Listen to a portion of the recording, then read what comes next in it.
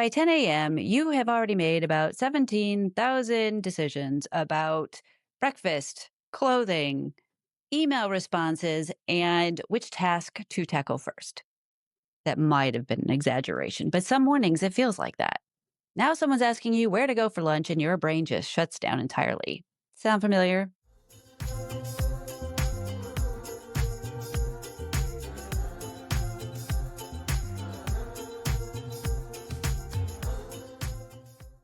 For ADHD women, decision fatigue isn't just an end of day phenomenon. It is a constant companion, if you will, that makes even sometimes the simplest of decisions feel completely impossible or overwhelming. Today, we are going to tackle decision fatigue through the ADHD lens. We will explore why our brains hit capacity sooner than neurotypical brains, discover strategies that will preserve your decision making energy, and we're going to learn how to build systems that will reduce the number of decisions that you face every day. Welcome to ADHD and with Jorie Houlihan. I am your host, Jorie Houlihan. I am an ADHD coach, speaker, advocate, podcast host, and also a fellow late diagnosed ADHD woman. So if decision fatigue resonates with you, or if anything we've talked about on this podcast has resonated with you, would you please do me the honor of following the show, leaving a comment, and sharing it with another ADHD friend in your life? The more we can get this out, the more ADHD women we can help. Yesterday, I stood in my closet for what seemed like an eternity, but was probably only 15 minutes, trying to decide between two nearly identical black blouses. This wasn't about fashion. My brain had simply run out of decision-making capacity. And so even this tiny choice seemed impossible in the moment. So if you have ever found yourself paralyzed by seemingly simple decisions, then this conversation is definitely for you. So decision fatigue affects everyone, regardless of whether or not you have ADHD. However, those of us with ADHD brains, we experience it differently and more intensely. So let's take a look at what's actually happening when every choice starts to feel overwhelming. Our ADHD brains work harder to make decisions because our executive function operates differently. So while neurotypical brains automatically filter out all of the unnecessary or irrelevant options, our brains see every possibility. So choosing lunch means considering every restaurant in the area, every meal that you've liked in the area, every dietary consideration that people may need, every possible outcome, right? If I go to this restaurant, it's about 5 minutes farther away. Am I going to have time when I come back to finish this thing? Da, da, da. We overthink it a lot because we see all of the options. And then we wonder why we're tired. Go figure. Our working memory challenges compound decision fatigue. This is in part because we struggle to hold all relevant information in mind while evaluating the options. So by the time we get to factor 3, we've already forgotten factor 1. And so this mental juggling act depletes us of our cognitive resources sooner, and that leaves us feeling depleted way sooner than others might expect. And as a result, they don't understand why we get overwhelmed. Perfectionism and rejection sensitivity amplify the stakes of every decision. We're not just choosing an outfit. We are trying to prevent all negative outcomes, judgments, regrets, you name it. So this emotional weight transforms simple decisions into complex risk assessments that exhaust our mental reserves. The time blindness makes decision fatigue even worse. Of course it does, because we can't accurately predict how long choices will take or how they will impact our future selves.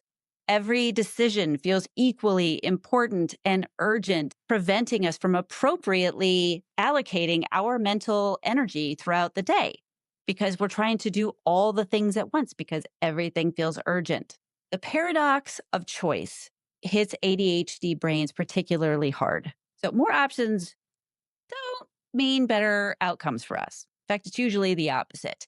They mean more processing, more anxiety, more opportunities for regret. It adds more problems than it doesn't. Our novelty seeking nature wants to do all the options yesterday. Meanwhile, our executive function can't handle them. And don't forget that physical factors intensify decision fatigue too. Hunger, dehydration, poor sleep, hormonal fluctuations, stress levels, they all reduce our already limited executive function reserves. So what feels manageable on a good day would feel impossible on a day where our physical resources are depleted. Since we can't increase our decision making capacity overnight, let's be realistic here. We're going to focus on reducing the number of decisions that you need to make at any given time. Now, I'm going to give you lots of options. And as I always say, I want you to pick one. Pick one that resonates with you the most, and you're going to stick with it for a while. Please, I'm begging you, just pick one. You know what I just said about how we want to do all the things? We're not going to do that here. Okay. Anyway, these strategies help to preserve your mental energy for choices that really matter. So the first thing is create default options for regular decisions. So pick standard meals for breakfast and lunch during the week. Choose a uniform like wardrobe with interchangeable pieces. Select regular meeting times instead of constantly scheduling things. These defaults become shortcuts that will then bypass the decision making process entirely. Batch similar decisions together. Instead of deciding what to eat at each meal, plan a week's menu all at once when your brain is fresh and has that energy to do it. We're going to talk about meal planning in another episode where we're just going to dedicate time to that, where I will actually show you how to meal plan for an entire month, if possible, in one sitting, and it won't be overwhelming at all. However, for right now, let's just think about the week, right? Or even a few days is fine. Let's talk about clothing. Instead of choosing outfits every morning, select 5 during Sunday's planning session. If you do a planning session, which I highly recommend, you can group decisions by type and then tackle them when you have energy and not when they're urgent. You can also use external constraints to limit your options. So shop from a predetermined grocery list and stick to it. Eat at restaurants with a limited menu. I go to some restaurants now and their menus are like 2.5 miles long. Like, what is with that? Right? Let's like slim those down. Let's get rid of some of that stuff. You can't be an expert in everything. Okay, sorry. I digress. All right. You can also use capsule wardrobes or color schemes that will naturally restrict your choices when it comes to clothing. So my father-in-law has a best friend, Howie, who wears the same outfit every day. It's always a black t-shirt, black jeans with a black belt, black socks with black shoes. That's what he wears every day. And he did this specifically to reduce the amount of decisions he needed to make in a day because he wanted to use his brain for other things. I used to think he was kind of crazy, but now I absolutely get it. Now, as women, some of you, that may be fine to kind of do it that way. But the idea is just find a couple of things that can be used interchangeably and then accessorize throughout the week. Maybe one day you wear a necklace with the blouse. The next day you'll wear that, but with a different kind of earrings, whatever it is. You just want to reduce the amount of choices that you need to make in the morning, because that is when you get yourself into decision fatigue in the morning, that does not bode for a good rest of your day. So the constraints feel limiting at first. However, they actually they provide freedom from endless deliberation.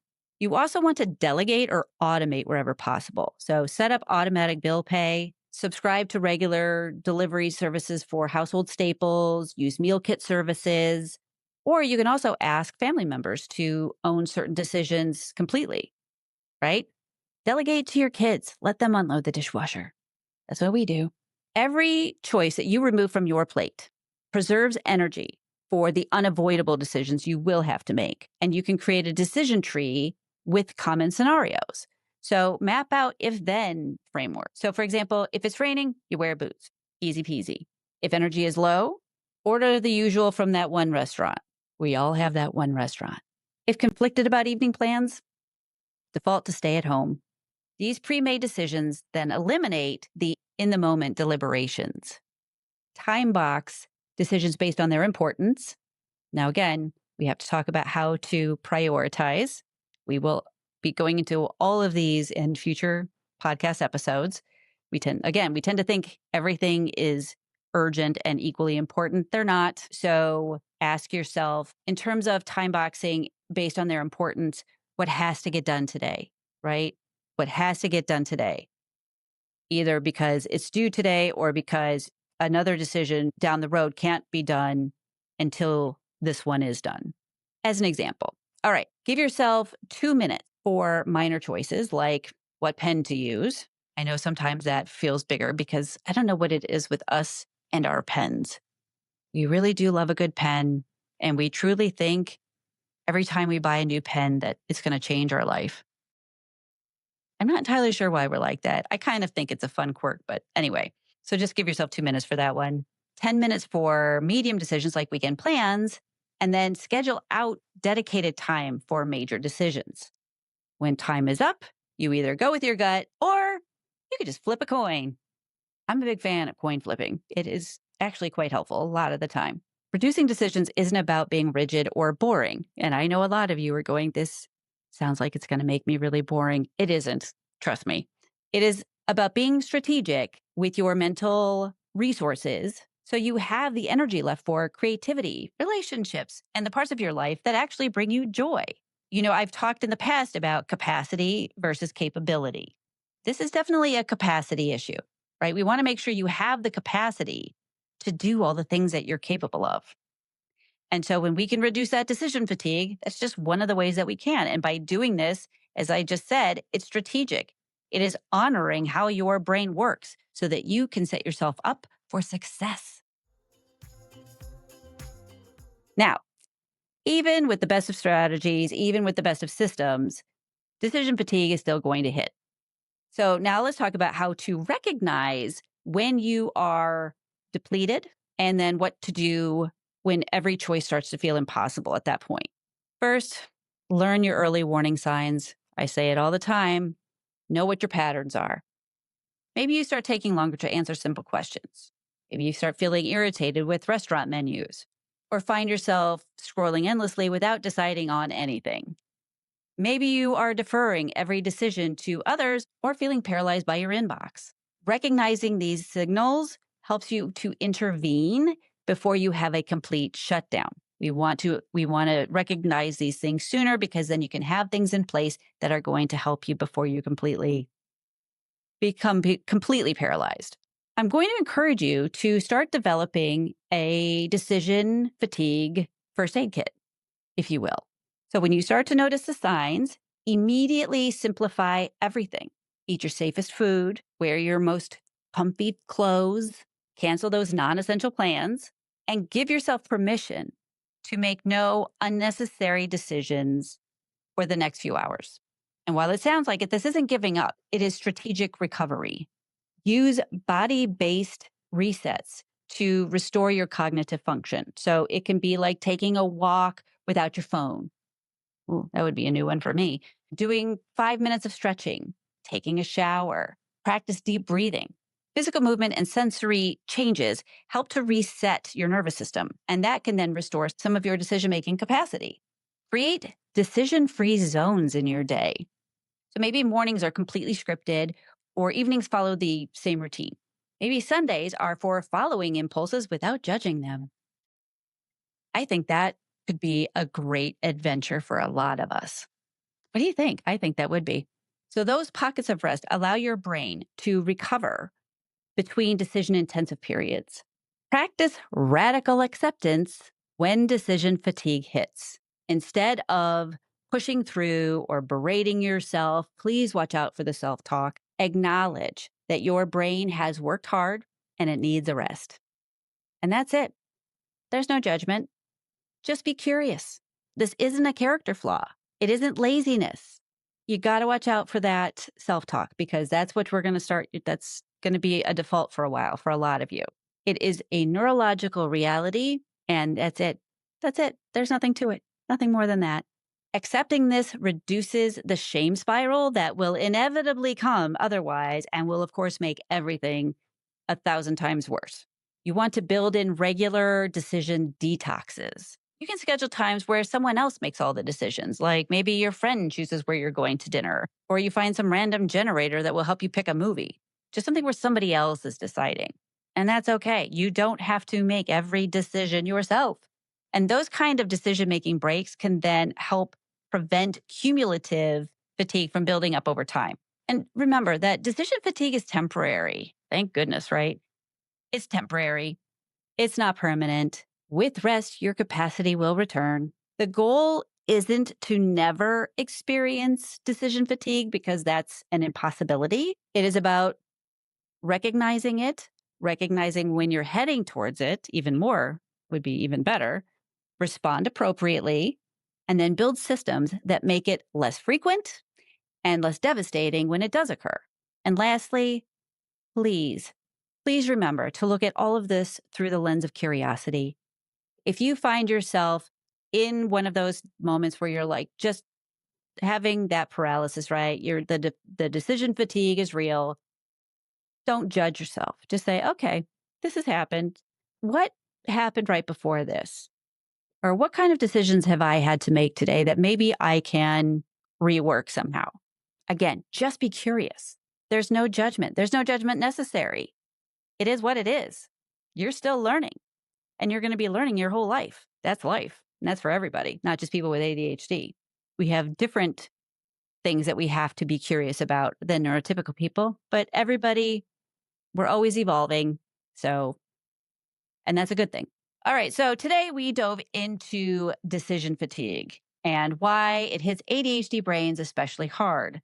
We explored the neurological reasons behind it. We discovered practical strategies that for reducing daily choices. And we learned how to recognize and recover from when decision fatigue strikes. Remember, experiencing decision fatigue doesn't mean that you're weak or incapable. It means you are human with a brain that processes information differently. And that's okay. By working with your wiring instead of against it, you can preserve your mental energy for the decisions and activities that truly matter to you. This is about making sure you have the mental capacity to be present and allow yourself to be in those moments that actually mean something to you. So, as always, thank you so much for joining me today and being a part of this community that understands the unique challenges that comes with having an ADHD brain. It is never boring. Your experiences, insights continue to shape these conversations in very meaningful ways. So next week, we are talking with Dr. Robin Buckley about ADHD and relationships. This is a great conversation. You definitely want to be there for that one. So if today's episode hit home, please follow the show. Leave a comment. Tell me which of the things that we talked about today are you going to start with? Remember, start with just one. And also share this with a friend who maybe really also struggles with decision fatigue like we do. Again, the more we can share this, the more ADHD women we can help. You can also check out my favorite things list where I put together all of my ADHD related and even some non-ADHD related things in one place. And I'll have the link for that in the show notes. Please remember, every decision you don't have to make is energy that you can spend on something that matters. And most of all, please remember, ladies, be curious.